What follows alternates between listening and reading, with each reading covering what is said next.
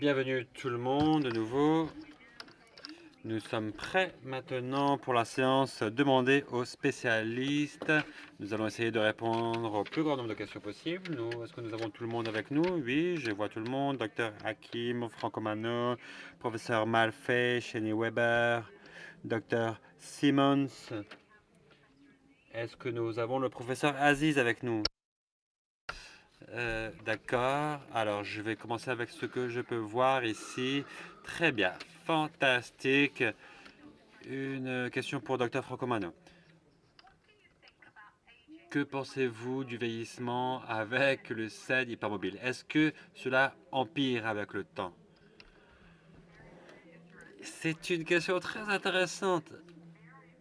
Je pense que cela dépend. Cela dépend. Chez certaines personnes, elles voient qu'avec le vieillissement, les articulations deviennent plus rigides. C'est habituel avec le vieillissement chez tout le monde.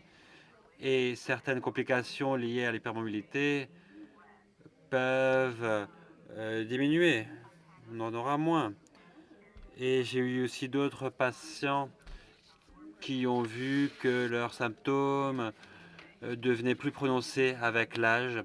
Donc c'est variable. Il faut comprendre par contre quels sont les facteurs qui aident les gens à mieux vivre avec le vieillissement, à mieux gérer leurs symptômes et faire finalement, il faut qu'ils fassent les choses qui vont améliorer leur qualité de vie avec l'âge.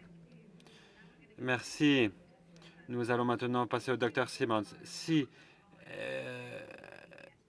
Est-ce que utiliser la chiropractie, est-ce que c'est conseillé? Nous ne l'entendons pas.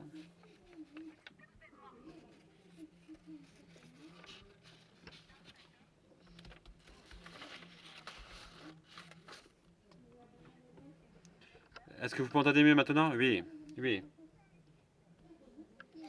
Alors c'est intéressant, c'est une bonne question. Je ne dirais pas qu'il ne faut pas aller au chiropraticien. Je pense qu'il y a de très bons chiropraticiens. Il faut comprendre qu'est-ce qu'il nous offre. Si vous pensez qu'il nous offre, il fait des manipulations, qu'il va nous ajuster les articulations, là c'est controversé, car le plus important avec l'hypermobilité, c'est le contrôle des mouvements. C'est une pathologie où il y a beaucoup d'effets sur les mouvements. Donc ce dont tout un besoin, c'est une intervention qui puisse aider les gens à mieux bouger.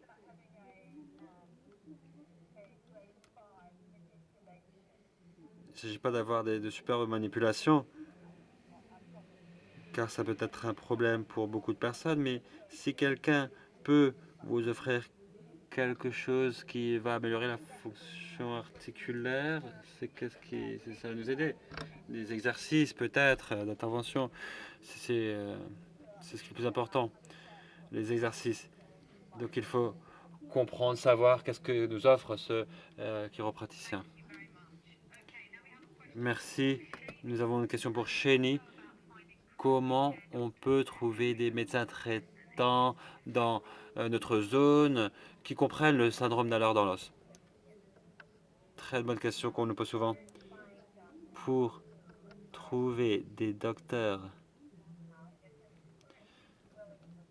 qui s'y connaissent ou qui ont envie d'apprendre, d'en savoir davantage sur le CED, la meilleure des choses, c'est se mettre en contact avec d'autres patients de notre zone. On peut se mettre en contact avec des groupes de soutien. Nous avons aussi un directoire de médecins dans notre site web. Vous pouvez y jeter un coup d'œil pour voir si nous avons des médecins traitants qui sont dans cette zone-là. Merci. Je crois que nous avons le professeur Aziz avec nous. Est-ce que vous m'entendez? Très bien. Est-ce que les techniciens peuvent essayer de l'avoir? Nous allons passer donc à une question pour le docteur Francomano. Alors, ceci a été posé vendredi, et c'est vrai que lors de cette séance sur les types rares de SED, on a eu beaucoup de questions. Est-ce que deux membres d'une même famille peuvent avoir deux types différents de de syndrome d'Ehlers-Danlos. Alors, en théorie, c'est possible. On peut avoir deux partenaires qui ont deux types différents de syndrome d'Ehlers-Danlos et qui se sont connus, je ne sais pas, dans une conférence, par exemple, et ils finissent par avoir des enfants ensemble. Il serait possible que l'enfant hérite un type ou l'autre de syndrome d'Ehlers-Danlos d'un des deux parents. En général, il est plus probable qu'il y ait un seul type de syndrome d'Ehlers-Danlos dans la famille, et s'il y a différentes manifestations, par exemple un enfant et un parent, ils peuvent avoir des différences dans l'expression variable du trouble génétique. Merci.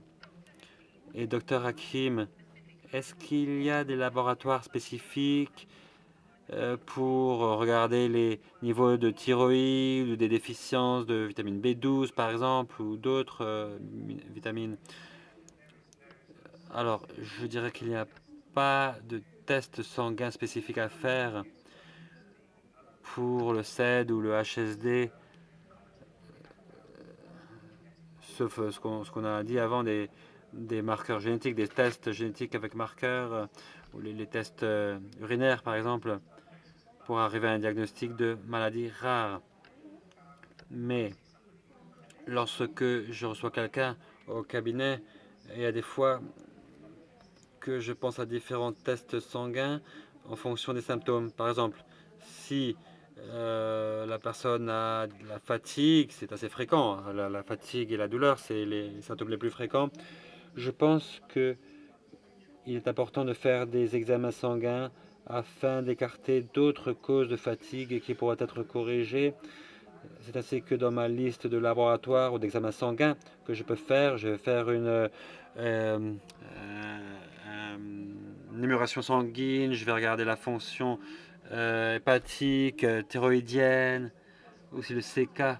C'est une enzyme pour s'assurer que les muscles ne travaillent pas trop, et aussi les niveaux de cortisol. Donc ça, c'est pour le contexte de la fatigue. Si on trouve ça dans des examens sanguins, on pourrait trouver d'autres causes donc et traiter ces autres causes de la fatigue. Et on a aussi entendu dans les prestations de cet après-midi qu'il y a une mauvaise absorption de certaines vitamines, c'est des mauvaises absorptions ou mauvais apports. Donc il faut avoir les métabolites, la B12, la vitamine D, le calcium, le magnésium, et ce type de niveaux, si ils sont bas, il pourrait avoir une interaction avec certaines des choses que nous venons de mentionner qui peuvent produire de la fatigue. On va chercher également des causes d'inflammation systémique comme les causes de la fatigue. Nous parlons de la viscosité du plasme et du CRP. Donc tout ce type de choses nous pourrions les analyser. Je ne dis pas que ce soit obligatoire, mais bien sûr, ça peut être utile. Il y a d'autres causes spécifiques qu'il faudrait prendre en compte, d'autres éléments. Si quelqu'un a des hémorragies graves, des hématomes graves, et si on parle d'un problème de coagulation, à ce moment-là, on devrait faire un test de coagulation du sang. Nous pouvons aussi faire des tests de plaquettes. Ça pourrait être utile également. Et je crois que le docteur Maitland a parlé des niveaux de tryptase, de certains marqueurs dans l'urine pour voir s'il y a une activation mastocytaire. Et finalement, il y a le fait de savoir si nous avons peut-être un trouble supplémentaire pour lequel il y aurait différents tests alternatifs à réaliser en laboratoire, des tests qu'on pourrait recommander. Par exemple, si on cherche des maladies articulaires, des troubles névralgiques, endocriniens, il y a différents motifs pour lesquels nous pourrions réaliser des tests en laboratoire chez quelqu'un qui souffre de SED. Merci et docteur Aziz, bienvenue. Avant, j'ai une docteur pour le docteur Simons. Il y a beaucoup de personnes qui disent de différentes manières pourquoi ils se demandent pourquoi quand ils vont chez le kiné, ils ont l'impression que ça aggrave les choses. Est-ce que c'est le thérapeute, un problème du thérapeute, ou il faut passer par ce moment de douleur et après ça s'améliore? C'est quelque chose que disent beaucoup de personnes. Les choses s'aggravent, on dirait. C'est une très bonne question. Lara, C'est une des raisons pour lesquelles je passe beaucoup de temps à travailler avec d'autres thérapeutes pour essayer d'améliorer leurs interventions. Le fait est, c'est un peu comme les interventions médicamenteuses.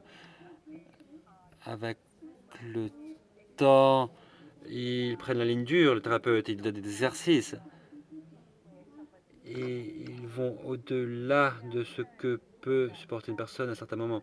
Et ce que montre notre recherche empirique, non, au l'Imperial College, eh bien, des gens qui ont des problèmes du trouble de l'hypermobilité, et ces personnes ont un état, ils se sont fragilisés. Donc il faut commencer à un niveau très bas. Il faut commencer tout doucement.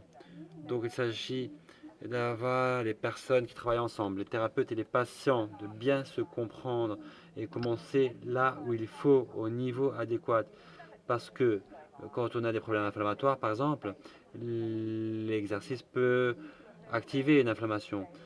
Si les gens sont fragilisés, leurs tissus sont très sensibles, ils peuvent avoir une réponse qui exagère. Donc il faut commencer à un niveau lent. C'est pour ça qu'il faut bien communiquer ceci. Les patients, lorsqu'ils vont voir le thérapeute, il faut qu'ils disent, voilà, je suis très sensible avec ceci, je préfère commencer tout doucement. Et c'est au thérapeute de reconnaître que ce type de patients ont besoin d'un traitement différent. J'ai eu des patients qui ont commencé avec 30 secondes d'exercice. Et on commence vraiment à un niveau très petit, et puis on développe les choses petit à petit. Oui, merci, c'est très utile. Professeur Aziz, quand la gastroparésie ne répond pas aux changements dans notre vie quotidienne et aussi aux médicaments, qu'est-ce qu'on pourrait faire comme étape suivante? Donc si on regarde ce qu'on... Donc on va revoir l'histoire médicale du patient d'abord. J'ai vu des patients qui n'auront pas au traitement, mais il y a peut-être d'autres raisons pour lesquelles ils ont des nausées. Les nausées sont un symptôme très commun que nous trouvons fréquemment chez des patients qui souffrent du stop, de la tachycardie orthostatique. Des fois, ça améliore les nausées. Il peut y avoir aussi des niveaux élevés de constipation qui peuvent avoir un effet sur l'estomac. Et donc, il faut traiter la constipation, ça pourrait aider. Et si on a tout essayé, on a essayé ceci et cela ne fonctionne pas, eh bien, à ce moment-là, l'étape suivante, c'est d'essayer des injections de Botox. Ça peut aider. Alors au début, il y avait beaucoup d'enthousiasme pour utiliser le Botox dans le nerf, dans l'estomac. Mais il y a une étude assez grande qui ne montrait pas davantage d'efficacité. Par contre, on voit vraiment des personnes qui ont une bonne réponse à titre individuel.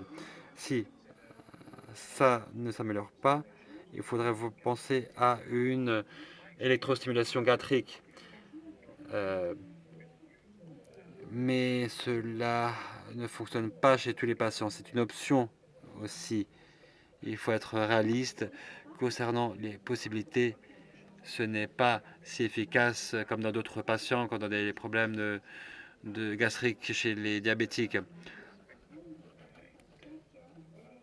Et la dernière possibilité, bon, bien sûr, la nutrition est importante, l'alimentation, avec une alimentation artificielle, peut-être parentérale. C'est une autre possibilité, une alimentation directe dans l'estomac ou l'intestin grêle. C'est une option à prendre en compte des fois, mais bien sûr, ce serait pour des cas sévères, car ce n'est vraiment pas évident. Merci, très bien. Et une question pour Chéni. Combien de temps ça prend de participer au programme ECHO. Est-ce que c'est possible de le faire pendant un semestre quand on va à l'école ou à l'université? Et est-ce que vous pouvez nous dire quand est-ce qu'il y aura la prochaine cohorte? Parce que ça a l'air d'être complet sur le site web.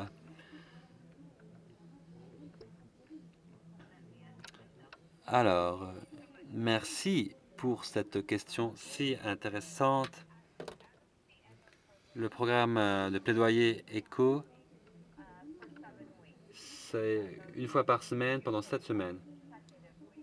Ce sont des semaines consécutives en général. Il y a aussi une conférence virtuelle. Quand il y a une conférence virtuelle comme maintenant, peut-être qu'on ne va pas se réunir à une semaine, mais chaque séance est assez courte. On a des problèmes de son, désolé. On aura d'autres séances en 2020, en 2021. Et c'est incroyable de voir la quantité de personnes qui veulent participer, qui veulent améliorer la sensibilisation de la maladie auprès du public, que les gens soient au courant, qu'ils fassent ces activités de plaidoyer. Donc c'est vrai, en effet, nous avons une liste d'attente. Et c'est incroyable la quantité de personnes qui veulent participer et c'est superbe. Nous allons continuer à continuer ces programmes Advocacy et Cause, ces programmes de plaidoyer pour toutes les personnes qui veulent se joindre à nous. Merci vraiment pour cette question. N'hésitez pas à vous joindre.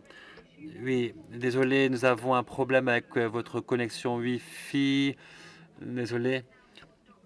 Maintenant, une question pour le docteur Hakim. Est-ce que vous pouvez parler du besoin de sommeil et de combien de sommeil on a vraiment besoin? Très bien, merci. Beaucoup de personnes me demandent combien de sommeil, mais moi je commencerai pas par parler de la quantité, mais de la qualité du sommeil. Il y a beaucoup de personnes qui me disent, tiens, j'ai dormi pendant 10 heures et je me sens mal, je suis fatigué. Et, en fait, peu importe si on a eu 5 heures, 10 heures ou 15 heures, si le sommeil n'est pas d'une bonne qualité, on ne va pas pouvoir être en forme. Donc, c'est vrai qu'on part de 6 à 8 heures en moyenne, mais quand les personnes pardon, me disent qu'ils ont des problèmes avec leur sommeil, il y a beaucoup de choses à explorer. Il faut voir à quel moment de la journée ils essayent de dormir pendant 24 heures. Quelles sont les habitudes? Après, il y a l'hygiène du sommeil, ce qu'on appelle l'hygiène du sommeil. Ici, on pense à peut-être des choses comme la température de la salle, de la chambre. Est-ce que c'est tranquille? Est-ce que c'est calme? Est-ce qu'on a travaillé sur notre ordinateur juste avant d'aller dormir au lieu d'écouter, je sais pas, de la musique ou de la radio? C'est-à-dire qu'il y a trop de stimulus. Donc il y a beaucoup d'éléments qui entrent en jeu dans l'hygiène du sommeil. Ou peut-être des personnes aussi qui dorment dans la même chambre et qui peuvent ronfler. Donc il y a différents éléments à explorer pour analyser la qualité du sommeil. Et il est important aussi de réfléchir à certains des problèmes médicaux qui peuvent créer des problèmes. Bien sûr, les douleurs, c'est évident. Si on va au lit avec des douleurs, et on pourrait peut-être se réveiller, c'est sûr que notre sommeil ne sera pas bon. Donc il faut étudier des éléments, des techniques pour essayer de contrôler les douleurs. Certaines personnes voient qu'ils ont une luxation pendant leur sommeil, pendant la nuit. C'est incroyable. Donc il faut essayer d'éviter ce qui va nous réveiller. Et il y a un collègue qui avait fait une présentation fantastique. Et il parlait de ces personnes qui avaient un sommeil très superficiel pendant la nuit. Ils étaient sur le point de se réveiller avec une fréquence cardiaque élevée tout le temps. Il y a aussi l'apnée du sommeil. Bien sûr, c'est un élément dont on a parlé hier avec le professeur Bascom. Donc la qualité du sommeil est très importante. Il y a beaucoup de choses qui peuvent créer des interférences, bien sûr. C'est quelque chose à explorer. Merci beaucoup. Et docteur Francomano, que pensez-vous de la marijuana médicinale pour gérer les douleurs dans les patients de SED? C'est une bonne question. Je pense qu'il y a beaucoup de personnes qui pensent que la marijuana est quelque chose qui aide à gérer leur douleur, c'est sûr, la marijuana médicinale, mais l'accessibilité à la marijuana dépend de l'endroit où se trouvent les personnes. Ce n'est pas disponible comme option pour beaucoup de personnes qui habitent aux États-Unis. Il y a certains États où la marijuana médicinale n'est pas disponible. Partons le CBD, qui est un ingrédient actif de la marijuana, par contre, est disponible. Cela vient de certains éléments naturels de la marijuana, du chanvre, et CBD, ça peut vraiment aider pas seulement la douleur, mais aussi les problèmes gastro-intestinaux pour trouver, concilier le sommeil. Donc, c'est vrai que ça a un rôle important pour gérer les symptômes des personnes qui ont le syndrome des leurs dans l'os. Et docteur Simon, est-ce que les patients de CED et de HSD ont besoin de plus de temps pour se récupérer des exercices? Très bonne question. Les études nous disent que les personnes avec une hypermobilité symptomatique, entre 12 et 16 semaines,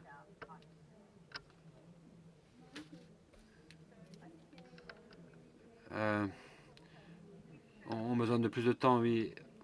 On voit que les personnes qui ont ces pathologies s'améliorent au même niveau, mais elles commencent à un niveau plus bas.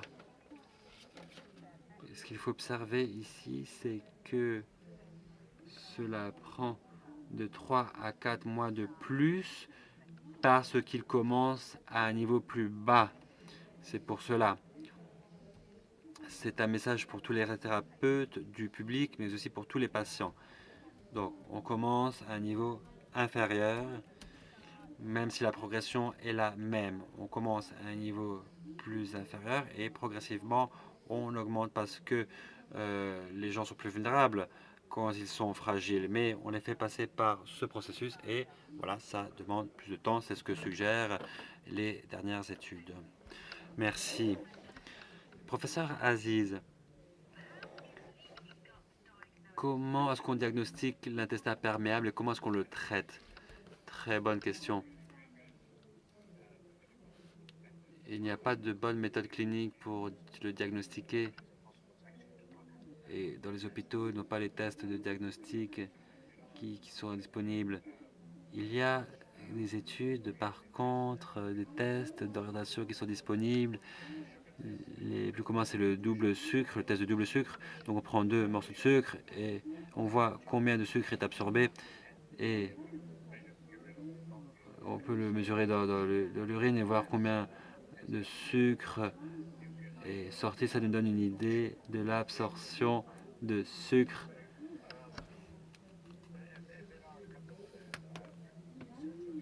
Et il y a aussi d'autres tests sanguins qu'on peut réaliser qui peuvent être faits même si aucun test n'est vraiment utilisé d'une manière routinière. C'est considéré comme expérimental et très peu basé sur des études préalables, de la recherche. Donc on peut prendre une biopsie pour observer la mucose, le mucus de l'intestin. Donc il y a des injections aussi pour maintenir les cellules ensemble. Des fois, il y a plus d'espace entre les cellules, mais en tout cas, il n'y a pas assez de recherche. Il y a des laboratoires en médecine nutritionnelle qui, en général, font ce test du double morceau de sucre et c'est sûrement le test qui est plus facilement réalisable. Quant au traitement, de nouveau, il n'y a pas de traitement spécifique et il y a des études qui disent que la glutamine peut être utile, mais il n'y a pas de grands tests cliniques qui aient été faits. Il y a des tests cliniques faits chez les athlètes, chez les sportifs. Et par exemple, pour des personnes qui font des marathons, qui ont cet intestin perméable après de grandes courses, des marathons. Et ils étudient certains types de médicaments, mais ce sont des essais limités. Les essais cliniques à grande échelle n'ont pas été réalisés encore. Par contre, on voit, c'est vrai, une certaine efficacité dans les essais plus limités.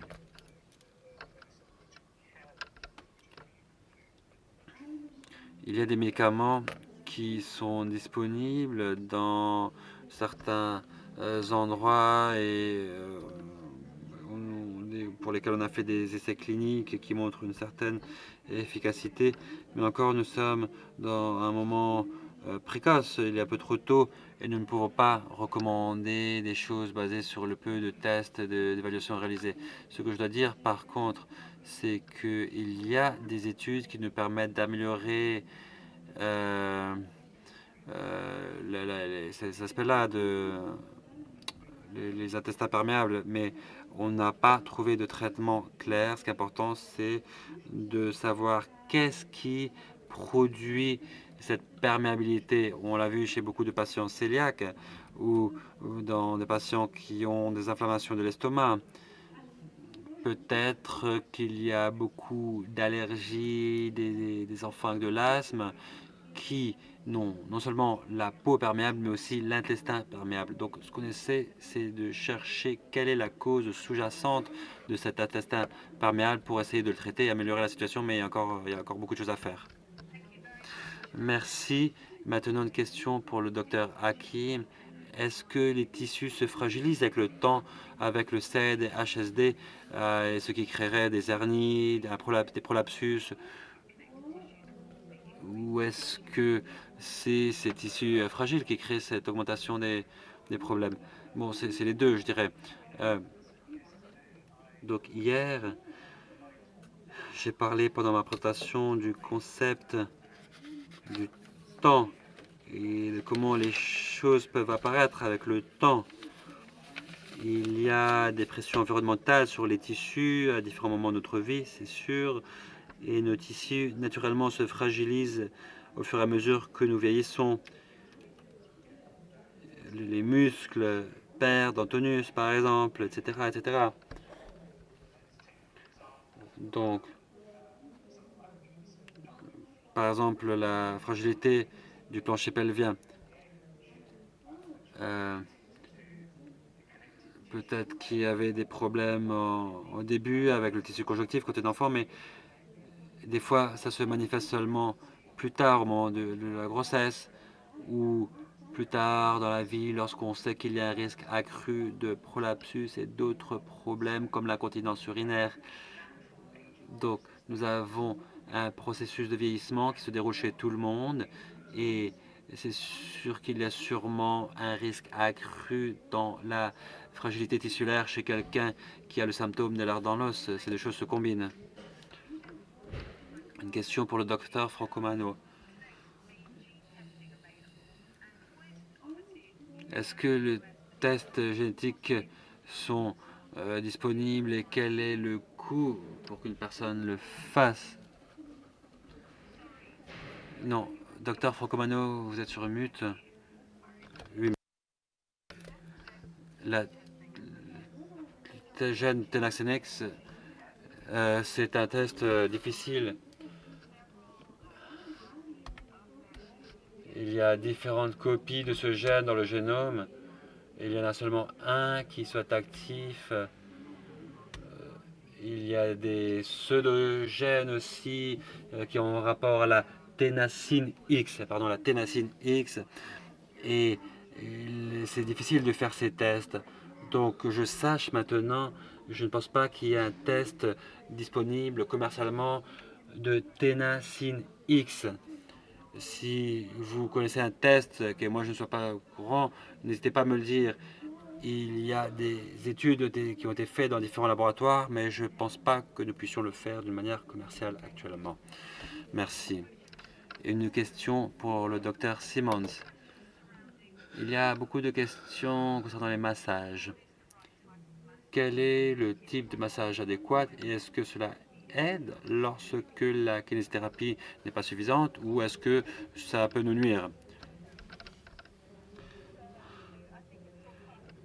Cela fait partie de la de la kinésithérapie, je pense. Les massages peuvent être très utiles, mais cela va dépendre, bien sûr, cela dépend de qui fait ce massage.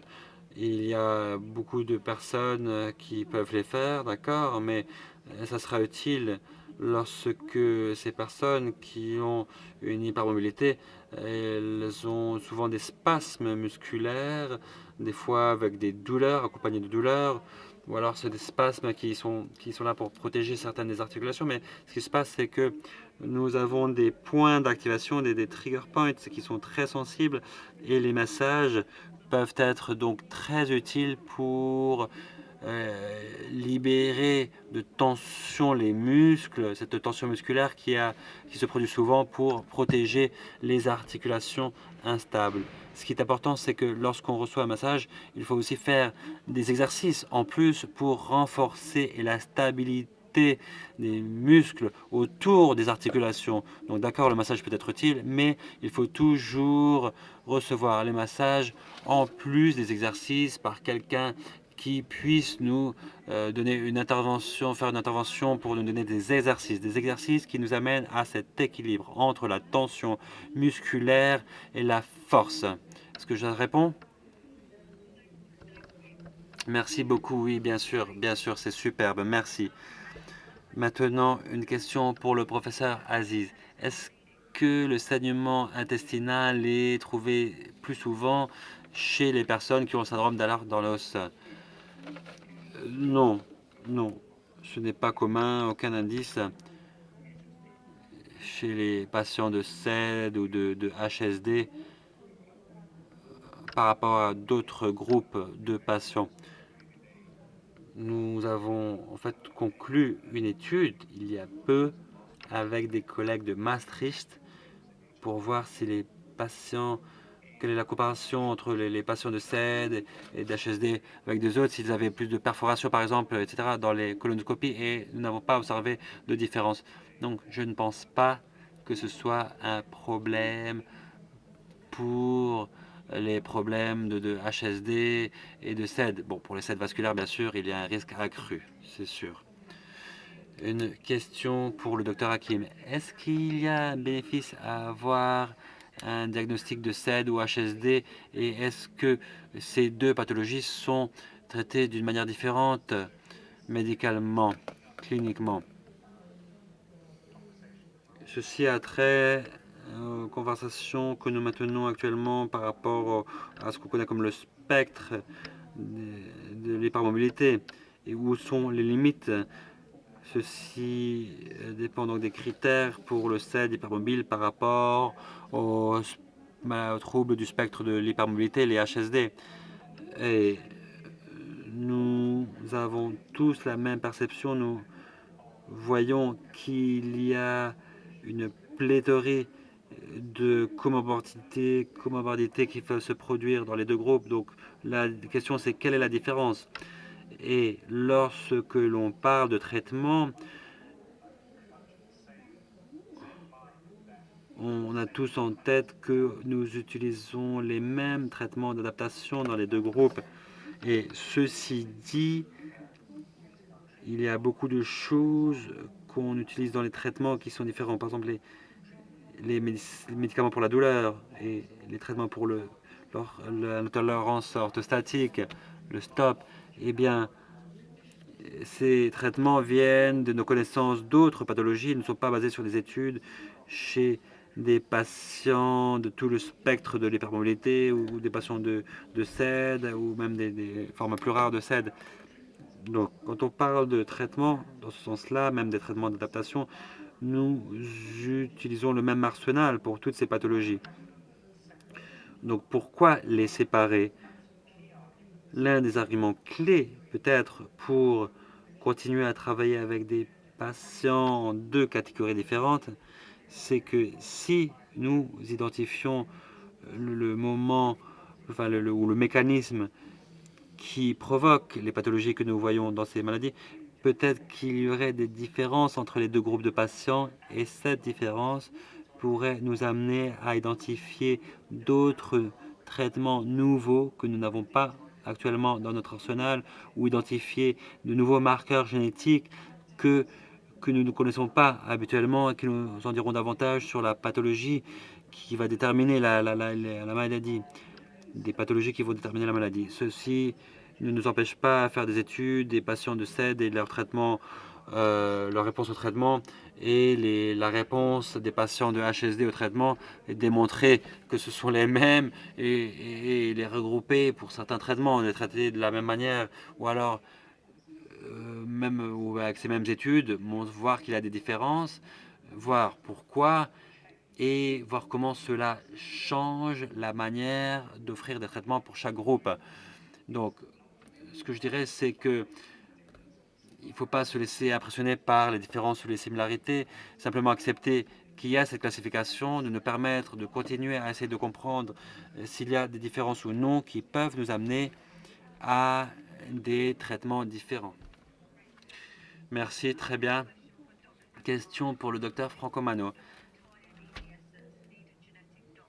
Est-ce qu'on a toujours besoin d'un docteur génétique pour les types de SED et quel type de génétique? Parce qu'il y a des diagnostics tardifs où il n'y a pas ces médecins qui vont intervenir et c'est peut-être plus difficile. Je ne sais pas. Bon, très bonne question, mais j'aimerais rajouter quelque chose à la dernière question à laquelle j'ai répondu sur la ténacine X. J'ai regardé, en fait, il y a 3 laboratoires aux États-Unis qui peuvent le faire. 3 laboratoires aux États-Unis qui offrent ces tests de ténacine X. Et bon, je pense que c'est assez nouveau, ça vient de la dernière année. Donc les gens qui sont intéressés devraient chercher de l'aide d'un généticien qui peuvent les aider à faire ces tests. Donc par rapport à faire une équipe médicale pour les personnes qui ont des troubles de SED ou HSD, je dirais que les principes sont les mêmes chez les personnes âgées que chez les jeunes, si on veut savoir pour les personnes âgées, parce que les possibilités de comorbidité chez les personnes âgées sont similaires à celles qu'on voit chez les plus jeunes. Donc, il est très important d'avoir un médecin traitant qui veut vraiment être la pièce angulaire et de mettre en application les recommandations des spécialistes et en fonction des comorbidités de la personne, il faudra avoir des spécialistes qui peuvent diriger les traitements en fonction des symptômes que nous avons, des différentes maladies qui nous accompagnent. On dit qu'il est important d'avoir des personnes près de la maison. Et d'ailleurs, je vais faire un peu de pub pour le programme ECHO. S'ils peuvent faire en sorte que les médecins participent au programme ECHO et qu'ils se forment, ça serait fantastique pour pouvoir gérer les comorbidités. Ça serait parfait. Merci beaucoup. Et docteur Simons, comment est-ce que les gens savent s'ils s'étirent de trop? Comment on peut mesurer l'élasticité dans le SED et le HSD, le degré d'étirement? Alors, les étirements, c'est un grand sujet de discussion.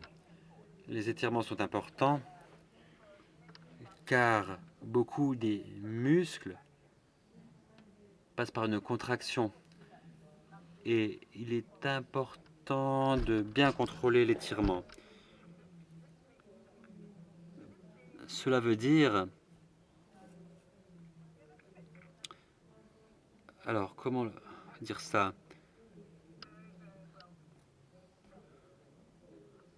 C'est bien contenu. Quand les personnes s'étirent plus qu'il le faut, des fois elles vont trop loin. Donc il faut vraiment contrôler les étirements. Si on va au-delà des limites, il ne faut pas aller au-delà des limites.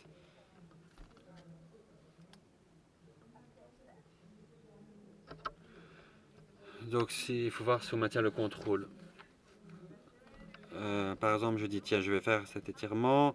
Ça a l'air facile, mais je vais voir si je le fais bien ou pas. Par exemple, quand on travaille avec les muscles ischio-tibiaux, ces tendons, ces muscles, on doit être à l'aise. Et si on fait du pilate, le pilate, c'est facile. Et l'instructeur peut nous aider, le kiné peut nous aider à voir si on fait bien nos exercices. Il ne s'agit pas de tirer autant que possible. Non, il faut contrôler les étirements, soulager les tensions, soulager les douleurs. Mais ce n'est pas une bonne idée de s'étirer le plus possible. Non, pas du tout. Désolé.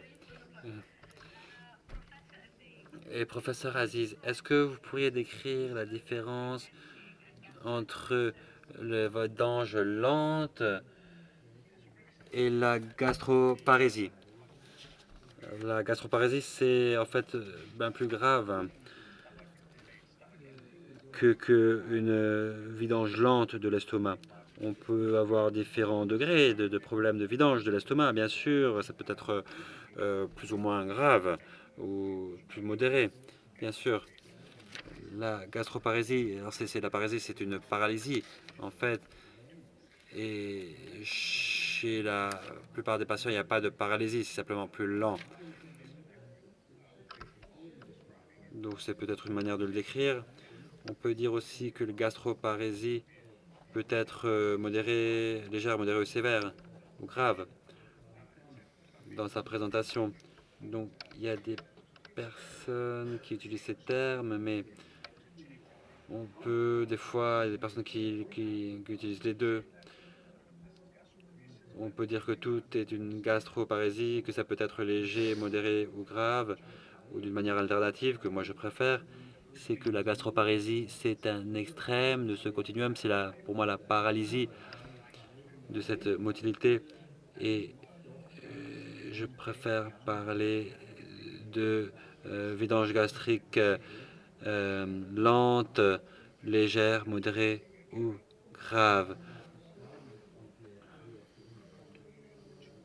Pour la gastroparésie, c'est vraiment des périodes longues où il y a des fois un blocage, ça se voit des fois, mais ce n'est pas du tout fréquent.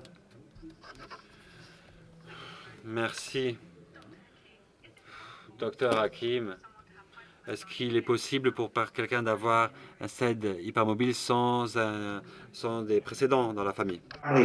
Bien sûr, oui, l'histoire de la famille, c'est l'un des aspects que nous devons explorer pour le diagnostic possible, mais je vois là beaucoup de gens qui présentent un membre de la famille avec le problème. C'est la première fois. Je dois dire que beaucoup de membres de la famille ne savent pas qu'ils sont atteints de la maladie. Ils savent pas, ils connaissent pas qu'ils ont les symptômes. Simplement, ils n'ont pas été diagnostiqués. Je crois, et je vois bien de mes collègues qui disent oui et qui sont en train de sourire. Personne ne l'a dans ma famille. Je dis, mais simplement, vous voyez l'histoire de la famille. Alors, ça commence et 3 mois plus tard, la maman vient et dit, voilà, et la tante vient avec le même problème, etc. Oui, bien sûr, vous pouvez être le premier qui a été diagnostiqué, mais il y a beaucoup de personnes, en toute probabilité, qui doivent savoir les symptômes et les signes de la maladie, du syndrome Ehlers-Danlos. Docteur Franco Mano, alors identifier de types nouveaux de SED. Alors, des types nouveaux, est-ce qu'il y a d'autres types concernant le tissu connectif? Oui, je crois que c'est une question très intéressante, c'est passionnant. Et franchement, je crois que c'est difficile à répondre. Je crois que nous pouvons penser au syndrome Ehlers-Danlos comme un groupe de maladies héréditaires concernant le tissu connectif. La caractéristique primaire, si vous voulez, c'est qu'il y a des hypermobilités des articulations généralisées. Dans pas mal de cas, c'est général. Et le type vasculaire, parfois, présente d'hypermobilité localisée et aussi une peau très flexible. Ce sont les deux premiers traits à identifier. Et ceci dépend du type. Il y a l'implication d'autres organes aussi. Donc je dirais que pour faire une classification et reconnaître donc ces troubles, je crois que s'il y a une manifestation importante au niveau musculo-squelettique, on va parler donc d'hypermobilité et l'implication de la peau en même temps jusqu'à un certain point. Et aussi, il y aura un débat sur les autres types, les autres manifestations qui viennent d'être reconnues comme des pathologies, comme des conditions, si c'est unique pour créer donc une catégorie de diagnostic qui soit différente, nouvelle, où ceci va rentrer dans, disons, ce parapluie syndrome Ehlers-Danlos. Je crois que c'est pour ça qu'il y a des réunions à Rome. Et donc, il va y avoir ces réunions à Rome où l'on va parler de ce qui a été décrit récemment. Est-ce que nous pensons que ceci va rentrer dans ce parapluie symbole LR dans l'os ou c'est des catégories nouvelles, c'est un autre groupe donc de troubles? Merci, très intéressant. Alors, Dr Simmons, alors comment va-t-on améliorer la proprioception? Comment peut-on améliorer la proprioception? J'adore votre question. J'adore votre question. Merci de m'avoir posé la question parce que ça m'intéresse énormément. Je dois dire que la proprioception a trait à la compréhension où est le corps du point de vue spatial. Et alors, vous avez la position de votre corps au niveau de l'espace et ceci, bien sûr, va nous donner une idée. Et quand vous bougez, ceci est très important pour comprendre et pour développer la capacité proprioceptive. Les mouvements réguliers vont améliorer ceci. Alors n'importe quel mouvement, n'est-ce pas, si vous participez, ceci va améliorer la proprioception. Un message, si vous êtes là ou n'importe où vous soyez, alors vous devez penser à ce que vous faites. C'est-à-dire, ceci va améliorer la proprioception. C'est-à-dire, comment vous le faites? Vous pensez à ce que vous faites, vous pensez à la façon dont vous bougez, et ceci va améliorer la proprioception. Pensez au mouvement, ça va améliorer la proprioception. Professeur Assise, alors s'il vous plaît, alors quand le régime et les médicaments ne vont pas changer les problèmes de vider, n'est-ce pas, l'estomac. Alors, est-ce qu'il y a d'autres possibilités? Parce qu'il y a une malabsorption. Bien sûr, on en a parlé et je crois que l'on comprend très bien la question. Je crois qu'on a parlé de gastroparèse, on a parlé de cette paralysie gastrique. Mais alors, gastroparèse ou gastroparésie, en français, la gastroparésie, ce syndrome donc de paralysie est différent parce que la malabsorption, il faut considérer, on a parlé ceci déjà plusieurs fois, malabsorption. Il faut voir la cause de cette malabsorption. Une cause, c'est par exemple maladie cœliaque, sensibilité au gluten. Et vous avez bien sûr des éléments que vous pouvez considérer sur l'utilisation et améliorée d'une diète, d'un régime diététique. Et je vois des gens qui ont le CED et parfois ces gens ont des problèmes des bactéries qui peuvent donc jouer un rôle. Et c'est pour ça qu'il y a moins de bioavailabilité, disponibilité. Donc, et vous avez donc des problèmes de malabsorption. Et le traitement, c'est traiter ceci dû à des problèmes de malabsorption avec ce problème de bactériologie. Donc je crois qu'il faut voir aussi, ça dépend aussi des hydrates de carbone, ça dépend du lactose. C'est un problème de malabsorption du lactose aussi. La sucrose aussi qui peut être mal absorbée. Il y a beaucoup d'hydrates de carbone et beaucoup d'enzymes qui vous aident à absorber mieux. Et un autre problème, eh bien, c'est un problème de déficit de l'enzyme, des enzymes pancréatiques. Et ceci est intéressant parce que si ce n'est pas sécrété d'une façon adéquate, ceci va créer une malabsorption.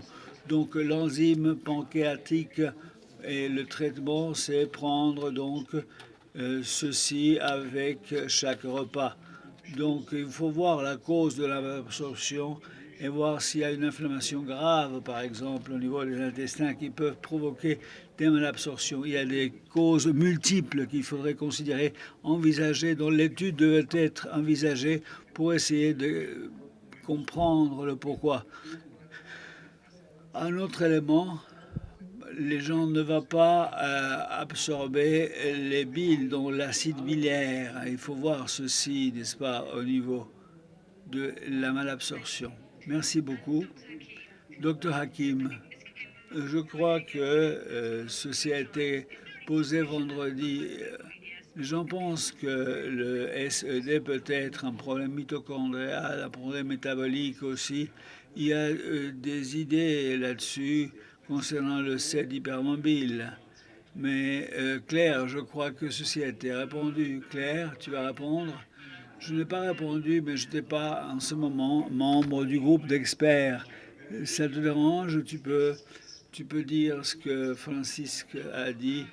Je crois que basiquement ce qu'on avait dit à ce débat vendredi, c'est que il y a tant de difficultés pour identifier les causes sous-jacentes génétiques au type hypermobile de syndrome LR dans l'os.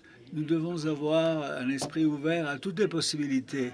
Et bien sûr, la fatigue chronique, un manque d'énergie, ce sont des manifestations communes et nous savons qu'il y a un rôle très important de point de vue des mitochondriens. Alors la question sur la dysfonction mitochondriale est posée très souvent. Donc je sais que l'une des choses que l'on fait, c'est quand on voit séquençation pour le projet HEDGE, alors l'ADN mitochondrial sera compris dans cette étude. Alors j'ai donc des sujets à ma clinique et je pense simplement au problème intestinal et je pense à une myopathie, une sorte de myopathie. Est-ce que ceci peut expliquer la situation, parce que sinon je penserais n'est-ce pas, au SED hypermobile. Mais il y a des gens qui sont venus et ils ont eu des problèmes au niveau des mitochondries et au niveau mitochondrial. Et je crois que c'est pas fréquent, c'est extrêmement rare. C'est l'un des cas que j'ai constaté, mais c'était une étude, l'étude d'une clinique simplement, l'expérience d'un expert dans une seule clinique. Oui, mais la seule chose, et ce qui est unique dans ce type d'héritage, c'est qu'on va hériter ceci de la mère. On va hériter ceci de la mère exclusivement. Et l'ADN mitochondrial vient de la mère à tous les enfants, n'est-ce pas? Ce n'est pas comme l'autosomique dominante, 50-50. J'ai eu quelques familles où il y a eu un grand nombre d'enfants et la maman a été affectée, concernée, et 7 enfants dans un cas, et avec l'hypothèse autosomique dominante, c'est pas très probable. Donc on a pensé à une dysfonction mitochondriale dans la famille. Donc en ce moment, on est en train de travailler à ça. On y travaille, on y pense. Merci beaucoup. Fantastique, merveilleux. Je vous remercie tous. Et il y a eu beaucoup de questions. Je crois que notre équipe d'aujourd'hui a beaucoup travaillé. Nous avons du pain sur la planche. Nous avons eu des milliers de questions à travers cette plateforme. Merci à tous d'avoir posé tant de questions. Nous avons choisi les meilleures. Et maintenant, c'est la dernière séance. Je vous remercie.